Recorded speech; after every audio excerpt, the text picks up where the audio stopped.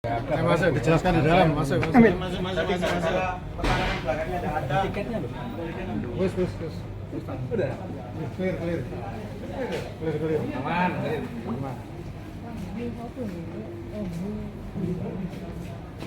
Silakan foto-foto.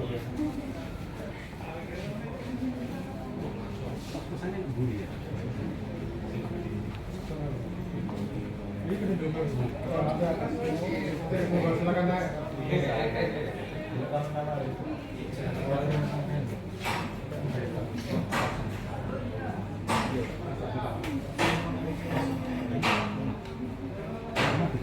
Ini rumah Cokro, tapi aslinya dulu beliau ngontrak ya.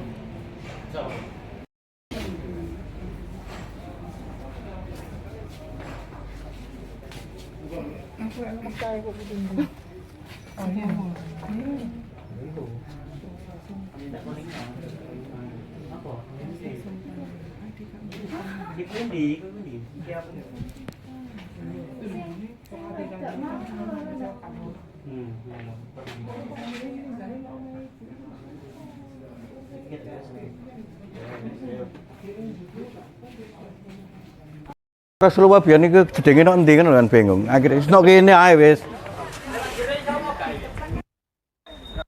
Loh, jare nok omahe Soekarno. Iya.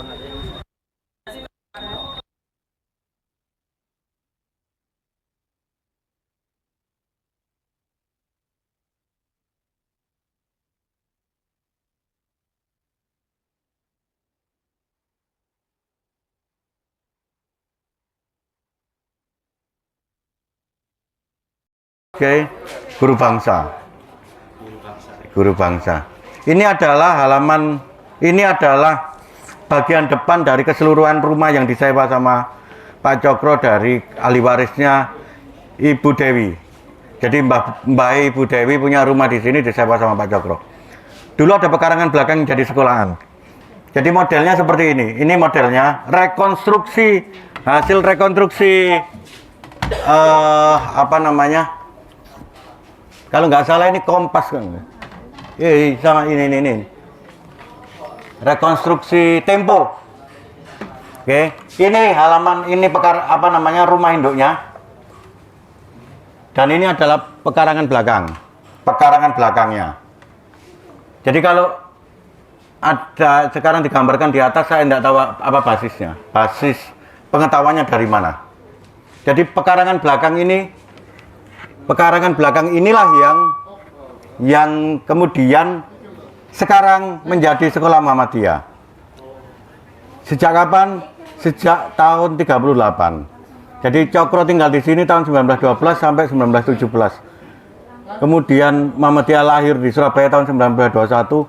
Tampaknya banyak yang menjadi anggota Muhammadiyah, para saudagar-saudagar pemilik tanah itu.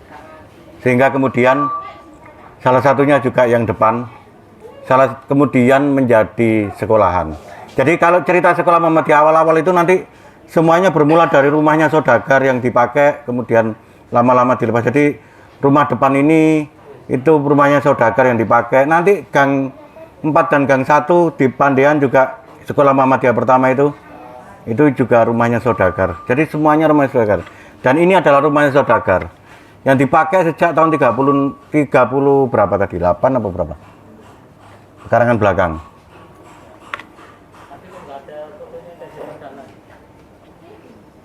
Nah, ini sampean takon Tempo. Jadi sebenarnya cerita Ahmad Dahlan Syarikat Islam itu kompleks. Nah, tak ceritakan sampai Rioyo paling gak mari-mari. Tapi intinya ini direkonstruksi Tempo, Pak. Tempo merekonstruksi dari buku Penyambung Lidah Rakyat. Buku itu penting, diterbitkan tahun 66 menceritakan Soekarno masa mudanya. Jadi Soekarno diwawancarai sama Cindy Adams, wartawan Amerika, dan kemudian wawancara deskriptif itu menjadi buku tebalnya segini, Pak.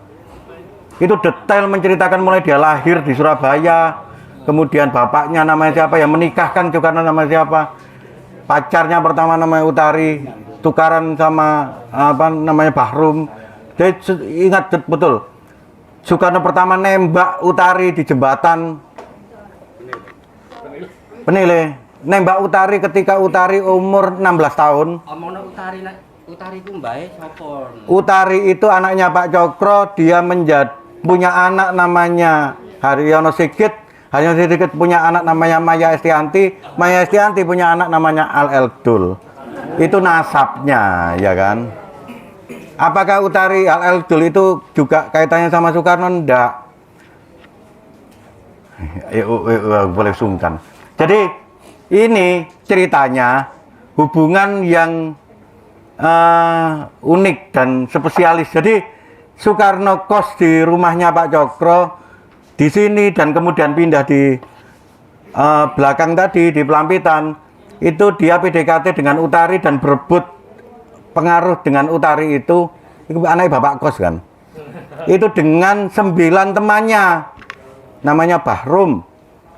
Jadi itu yang kemudian Soekarno nikung, kata Soekarno ini dalam bukunya, nikung Bahrum. Moro-moro ngeret Utari sore-sore di atas jembatan ditembak. Itu Utari umur 18 tahun, Utari umur 16 tahun, Soekarno umur 18 tahun. Ditembak Pak. Ditembak. 2 tahun kemudian setelah pindah di belakang, istrinya Pak Cokro meninggal, Soekarno diminta Pak Cokro bisa menikahi Utari. Kenapa? Karena Utari anak barep Bu, perempuan satu-satunya di keluarga politisi. Jadi kan kalau ada yang politisi nggak pernah pulang ke rumah kayak. Yaitu yang dikhawatirkan Pak Cokro. Anakku bujang, akeh garangan nok mburi-mburi jumlahnya 10. Sementara anakku gadis. Iki apa kita kerabik nambah sapa kira-kira? Soekarno nyerobot aku. Kisah berlanjut, Soekarno pindah di Bandung, keterima di ITB. 2 tahun kemudian Utari dikembalikan kepada orang tuanya karena Soekarno kecantol sama istrinya orang. Ya Inggit. Nah, dikembalikan dalam bentuk belum di unboxing tuh. Sebentar. Terus kemudian karena ini kan untungnya nggak ngerti unboxing ya. Jadi dikembalikan kepada Pak Cokro. Anak sampean tak kembalikan Pak, kurang lebih begitulah. Tapi ya gak koyo ngono lah, ya ono negosiasi segala macam. Dalam bentuk belum di unboxing. Siapa yang mengunboxing? Saingannya yang menang itu Bahrum. Jadi Rum, aku soleh kan PNI kan pacarmu biyen. Kira lebih begitu. Dari Bahrum lahirlah rektor ITS itu.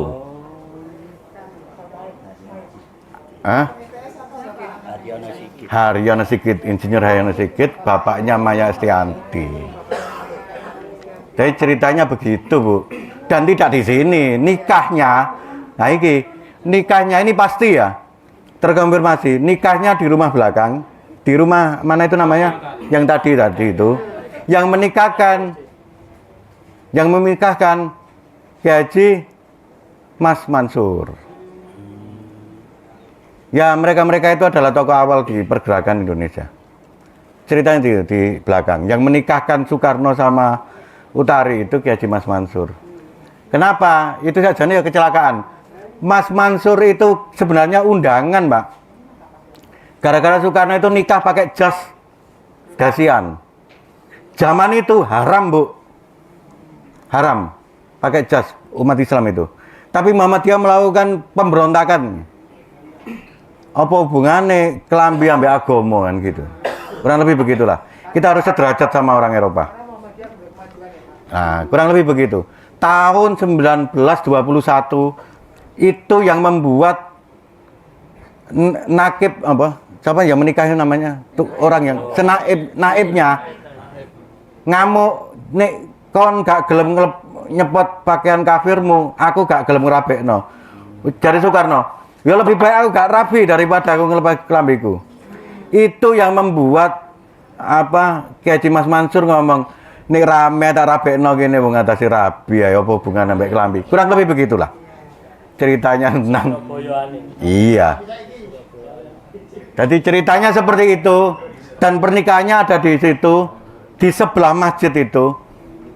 Dan masjid lanang dan masjid wedok itu ada jauh sebelum Muhammadiyah tahun 1800-an.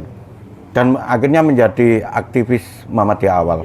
Oke, kita melanjutkan perjalanan.